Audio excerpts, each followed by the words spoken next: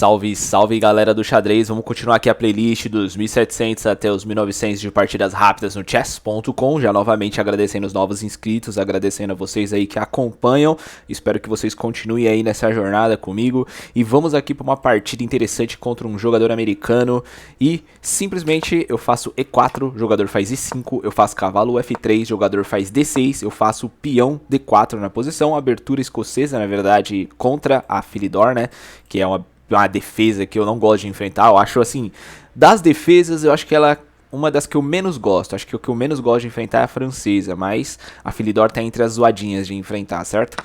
O jogador captura em D4 aqui, eu capturo com o meu cavalo de F. O jogador joga bispo E7 na posição aqui, eu faço meu bispo D3, aquele fortíssimo bispo, né, que eu amo esse bispo aqui.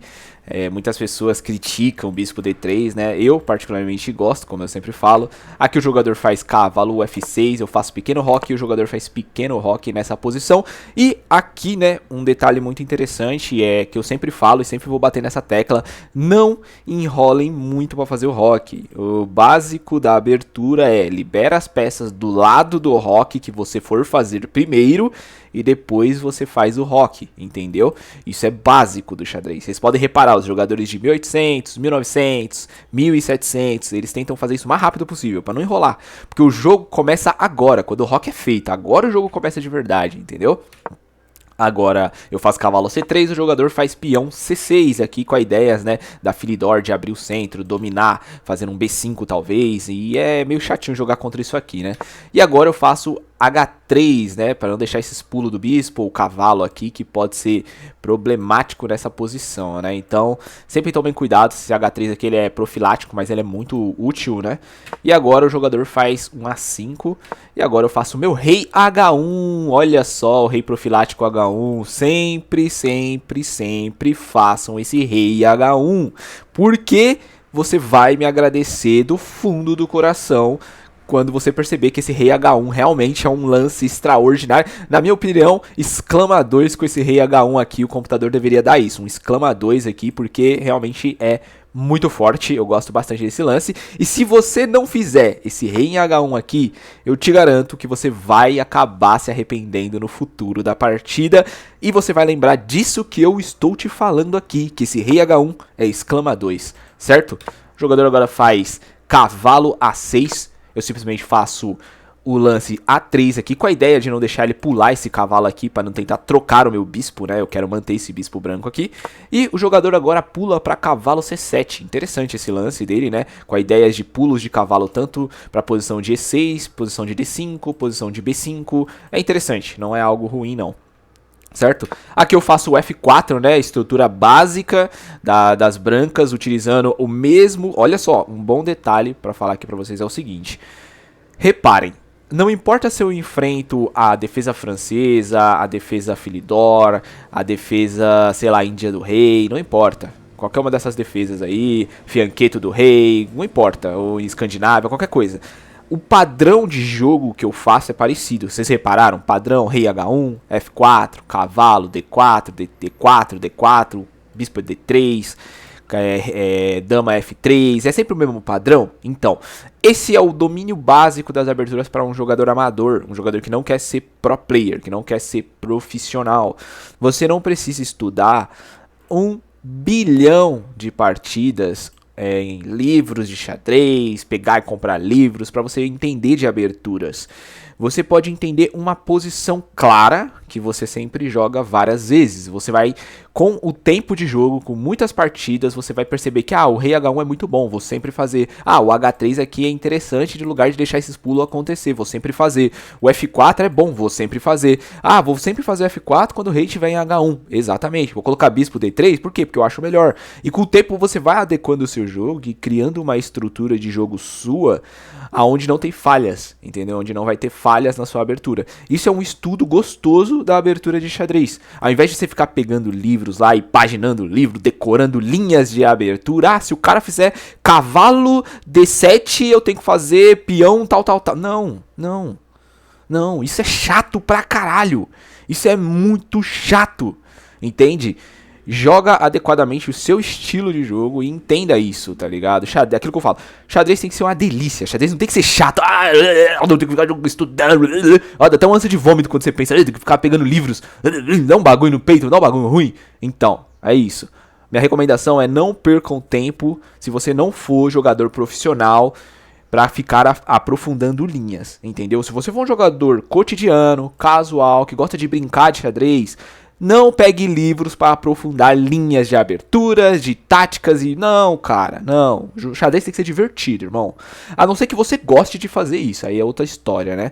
Mas se você não for ser profissional, não fique pegando livros para fazer esse tipo de coisa, certo? Então, beleza, vamos aí. Peão D5 aqui na posição, certo? Aquele conflito central aqui, que é interessante, né? Sempre tomem cuidado. Porém, isso aqui não é muito bom. Isso aqui não é muito bom, esse conflito aqui. Seria bom se tivesse um peão aqui, por exemplo, né? E esse meu peão tivesse aqui embaixo. Por quê?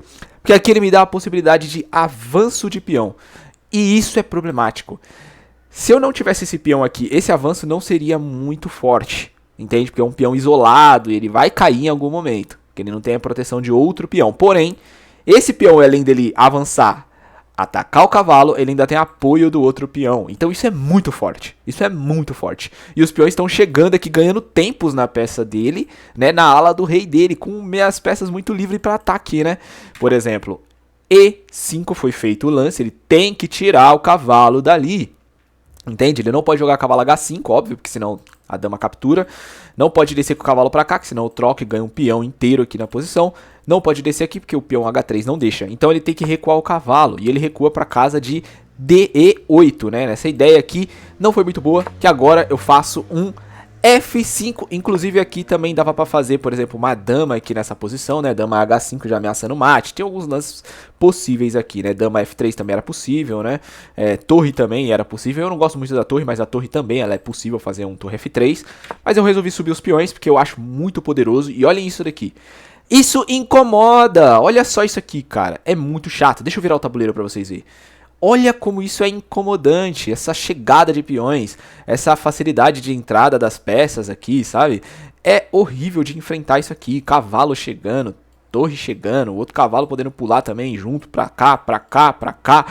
Cara, olha como é triste, entendeu? Então, tomem cuidado quando forem jogar rápido, é aqui que eu tô falando. O jogador quer jogar em 30 segundos, provavelmente uma posição que ele não tem perfeição.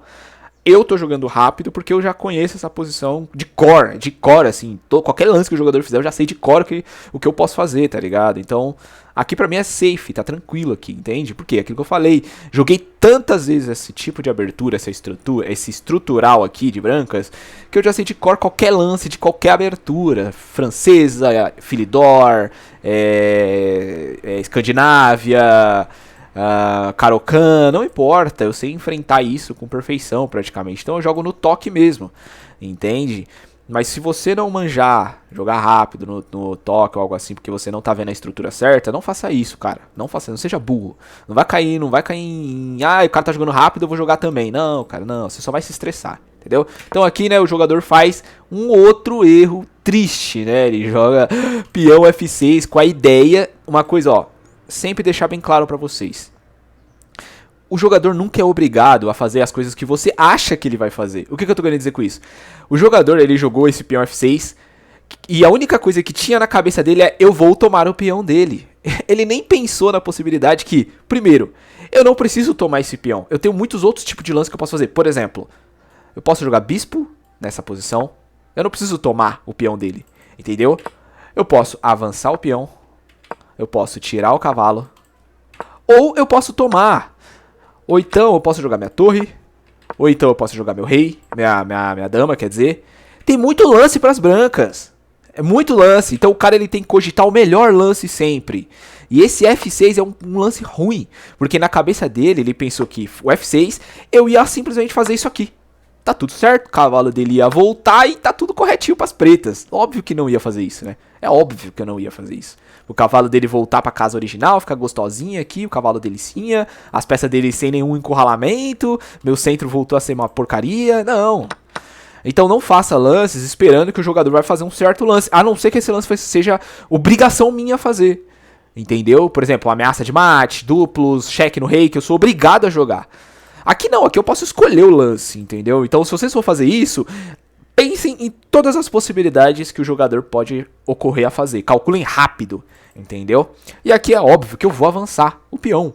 E aqui, olha só como ficou podre a posição dele agora. Ele não tem mais avanço de bispo, ele não consegue tirar mais a dama, ele não consegue tirar a torre. O cavalo dele continua meio ruim pra pular aqui, pra tentar atacar, não tá muito bom, tá tudo bloqueado. O outro cavalo, então, nem se fala, não consegue entrar, os peões, tudo bloqueado. E eu tenho um peão passado. Eu tenho um peão passado com 1 minuto de jogo, na fileira 6. É muito forte, isso aqui apoiado por outro peão. Vocês têm noção do que é isso aqui? Isso aqui é muita força de jogo. É só você manter a força aqui de jogo e massacrar o jogo do cara. Entendeu? Então assim, peão passado, muito poderoso. Muito poderoso. E foi tão inocente, eu fui subindo devagar os peões. Ele foi subindo totalmente errado. Eu simplesmente tomei posição. Teve tática? Não teve tática. Aquele negócio que eu falo pra vocês. Não precisa estudar 30 horas de tática.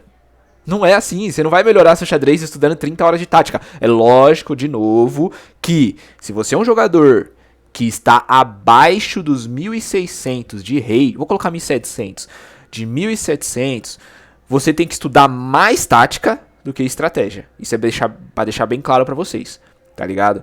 Os jogadores de 1.700 para cima tem que estudar muita estratégia, tem que colocar às vezes até mais estratégia do que tática. Entendeu? Forcem mais a estratégia do que a tática. É simples assim. Agora, jogadores de 1.300, 1.400, 1.200, 800, 900, 1.000 pontos de rating, força a tática. Porque a tática nesses níveis aí é o que faz você perder. Tá ligado? A estratégia não vai mudar muito nesses níveis de jogo. Certo? Então, estudem estratégia, jogadores que tem 1.700 pra cima, jogadores abaixo de 1.700 forcem ainda a tática, entendeu? Mas aqui eu tô mostrando pra vocês como eu consigo dominar, literalmente dominar um jogador de 1.850 de rate com muita facilidade, com uma extrema facilidade, apenas com lances estratégicos, nada tático, entendeu? Posicionamento de peças, aberturas e estratégia. Eu literalmente domino, sem usar tática, um jogador de 1.850, entende? Então, o jogador faz dama D6, eu faço bispo F4, atacando a dama dele, ganhando estrategicamente mais um tempo na posição dele, liberando meu bispo. Meu bispo liberando, atacando a dama dele, ganhando mais um tempo. Ele tem que recuar a dama dele. Então olha só que lance inútil dele. Vou dar um exemplo pra você. Dama, bispo, dama volta. Vocês viram que porqueira de lance? Entendeu o que eu tô querendo dizer? Ele nem cogitou que eu poderia tirar o bispo pra cá atacando a dama dele. Nem cogitou isso. Entende o que eu tô querendo dizer? Então, cara, nesses níveis de jogo não é tática. Tem muito jogador que acha, vou pegar 1.700, é agora que eu vou estudar tática pra caceta e vou subir pros 2K. Você não vai, você só vai tomar um pau dos jogadores que manjam de estratégia. Só isso. É a realidade, você vai ser engolido pelos jogadores que manjam um pouquinho, não precisa nem ser muito, um pouquinho de estratégia, entendeu? Agora eu faço minha dama G4 na posição, o jogador faz peão C5 atacando meu cavalo, eu jogo meu cavalo B5 na posição e olha o domínio das minhas peças, leve, saindo pro ataque, nas posições, dama entrando, torre, posso conectar uma torre aqui nessa linha também se eu quiser, bispo pode sair em algum momento, tanto pra cá quanto pra cá nessa linha, então, cara, olha a cleansidade que tá a minha posição, limpa, clean, tá limpa, cleaned, vamos lá, cleaned, limpa, posição limpa, bonita, elegante, entende? Posição de desenvolvo, sabe? Posição que assusta. O jogador aqui faz peão C4, atacando meu bispo aqui nessa posição. E agora eu simplesmente faço um lance maravilhoso. E aqui aparece a tática de xadrez. Agora sim aparece a tática. Assim, a estratégia, você engole o jogador com posicionamento, entendimento de jogo. E aí o jogador ele vai cometer a gafe. O jogador de 1.850, ele vai cometer a gafe. E quando ele cometer a gafe, você vai usar a estratégia. Entende? A estratégia não, a tática nesse momento. A estratégia é pra isso, pra surgir táticos. Entendeu? Porque vai chegar um momento de jogo que os jogadores não vão levar mais tático besta, de duplinho besta, que é cravadinha besta. Você tem que forçar ele a fazer isso com lances difíceis, lances precisos. Certo? Você encontrou o tático que tem aqui? Olha só bem essa posição. Se você tiver encontrado o tático, meus parabéns, significa que seu tático tá melhorando mesmo. Encontrou rápido, o tático aqui é muito simples. Cavalo captura cavalo em C7, cavalo captura cavalo em C7 e olha que lance maravilhoso. Bispo toma cavalo C7, dama toma bispo C7 e agora eu simplesmente cavalo captura D5. Aí você deve estar se perguntando se entregou bispo. Não. Se ele capturar meu bispo aqui, perde a dama. Aqui simplesmente eu capturo um peão de graça dele, ameaço ganhando um tempo a dama dele, forçando ele a não tomar aqui, entende? Com a ideia dele jogar a dama para outra posição, que ele faz dama D6, e agora eu simplesmente capturo o bispo dele, dando cheque, forçando novamente ele jogar a dama. Vocês entenderam? Ele jogou perante o que eu quis que ele fizesse. Eu manipulei ele a forma que eu queria aqui. Eu literalmente manipulei o jogador do jeito que eu queria, certo? Então, cheque, captura com a dama em E7, mais um peão caindo e ainda coloco aquilo que eu falei, o bispo possivelmente numa linha dessas, que é muito poderoso, onde o bispo pode recuar para A2 aqui e é intocável. Não tem mais como tirar, já que esse bispo aqui não consegue jogar. Entende o que eu tô querendo dizer? Estratégia junto com a tática é o poder de um jogador de xadrez. É a força, a melhor arma que um jogador de xadrez pode ter. É estratégia e tática ao mesmo tempo, é muito poderoso. O domínio absurdo feito aqui nas peças é extraordinário. Eu quero que vocês imaginem como se fosse eu tô sendo um ditador aqui. Imagine, aqui no tabuleiro eu tô sendo um ditador muito bruto, que eu não tô dando espaço pro cara pensar. Eu tô escravizando aqui os caras aqui, dominando as torres, escravizando as torres. Ixi, falar esse bagulho de escravizando com as peças negras é foda, né? Mas vocês entenderam o que eu tô querendo dizer, tá ligado? O que eu tô querendo dizer aqui é foda, tá ligado? Tipo assim, eu tô literalmente comandando as ações do meu adversário, dominando os meus adversários, emplacando o que eu quiser fazer aqui no tabuleiro, e o meu jogador ele tá reativo, ele não tá ativo. O que é um jogador reativo? É um jogador que ele só joga pra se defender mesmo, ele não consegue ativar as peças, ele não consegue tentar criar alguma jogada, criar algum lance de ataque, ele não consegue fazer nada. Durante a partida inteira, o jogador foi reativo, passivo, e eu simplesmente dominei as ações, controlei tanto as minhas ações quanto as ações do oponente, com estratégia, entende? Sun Tzu diz, estratégia é tudo. Não precisa destruir seu exército para vencer um inimigo. Leiam esse livro, muito bom. A Arte da Guerra é bom pra caralho, viu? Então, vamos aí continuar aqui. O jogador faz agora peão B6, certo? Com a ideia de tentar liberar o bispo dele, né? E nessa posição eu continuo botando pressão e não me importo. A4. Muito clean, limpo, leve, fácil de entendimento. Aqui, um bispo nessa posição é intocável, é muito forte, protegido por um outro peão, cravando esses dois peões. É muito bom esse lance aqui, parece simples, mas é um lance muito fino, entende? O jogador agora faz o bispo dele, B7, e aqui eu jogo torre D1 nessa posição, com a ideia de entradas em D7 aqui, e tomar a sétima fileira. Aquilo que eu falei, torre na sétima imparável, torre na sétima monstruoso, certo? O jogador agora tira a torre D8, eu troco as torres, ele vem com a torre, toma a torre D8, e eu jogo a minha torre D1 novamente, tentando dominar a coluna, não deixa ele ficar com a coluna. Caso ele tome aqui, minha dama toma a coluna, é muito forte, preciso. Estratégia de xadrez novamente, dominando colunas, dominações de colunas e torres na sétima. Existe capítulos em livros de xadrez de estratégia que fala só sobre colunas e domínios de colunas, certo? Então nessa posição o jogador não tomou minha torre, ele jogou rei H8, e eu tomo a torre dele aqui nessa posição, ele vem com a dama, toma em D8, e aqui ele pode entrar na sétima, então eu tenho que tomar cuidado novamente, e eu...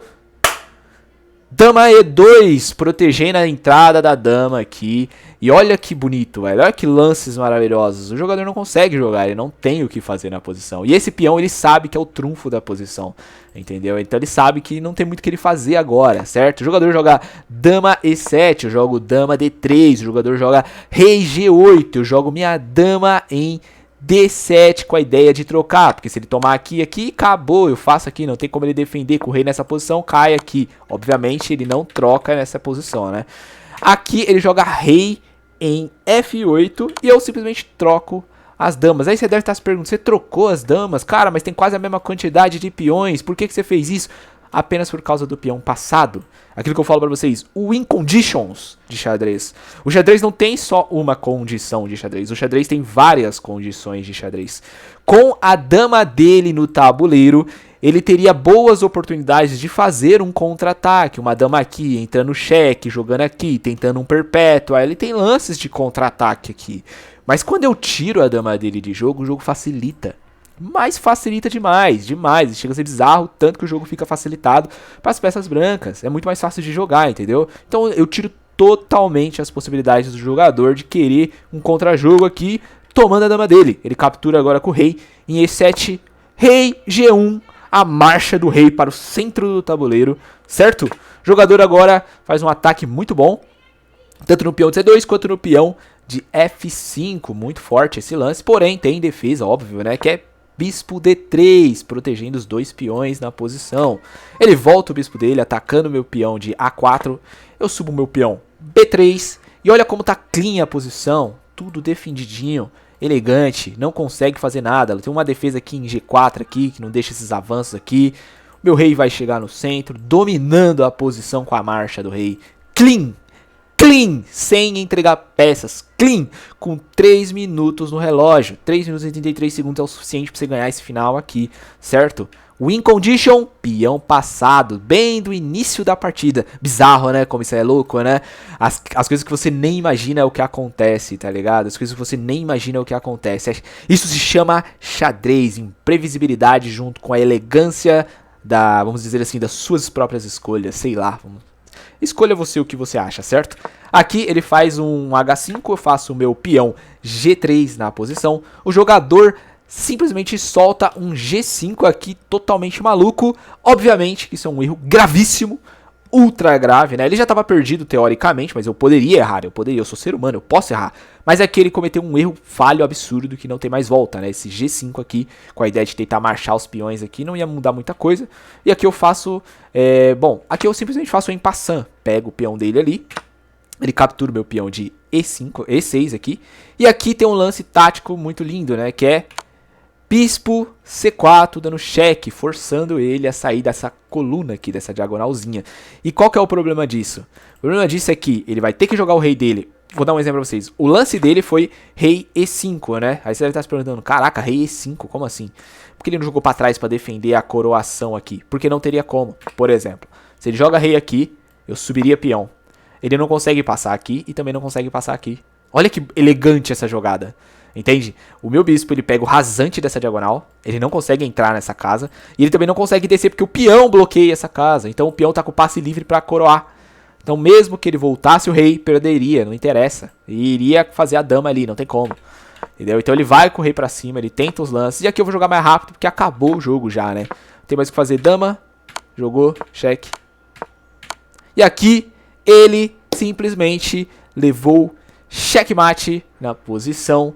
Realmente maravilhoso. O rei dele não pode vir pra cá. O rasante do bispo não pode vir pra cá porque a dama tá no ataque. Aqui a coluna toda, a dama doma. E essa coluna também. Então não tem escape pro rei dele. Certo? Eu sei que ficou muito longo isso aqui, né? Esse vídeo ficou bem longo, 23 minutos. Espero que você tenha gostado e curtido, né? Eu sei que eu falo algumas merda do nada, né? Mas isso que é o gostoso aí de fazer análise de xadrez. Não aquelas análises chatas que a gente vê aí pela internet. Fazer aqui uma análise de xadrez interessante, legal, divertida, pra brincar, pra brisar, pra zoar, pra arrastar. Tamo junto aí, aqueles que gostam de acompanhar isso aqui, gostam das minhas brisagens aqui, maluca. Tamo junto aí, vamos continuar seguindo aqui a jornada dos 2K de rating. É nóis, espero que tenha te ajudado no xadrez, espero que você esteja entendendo o que eu estou falando. Tamo junto, partiu próxima partida e se inscrevam aí no canal.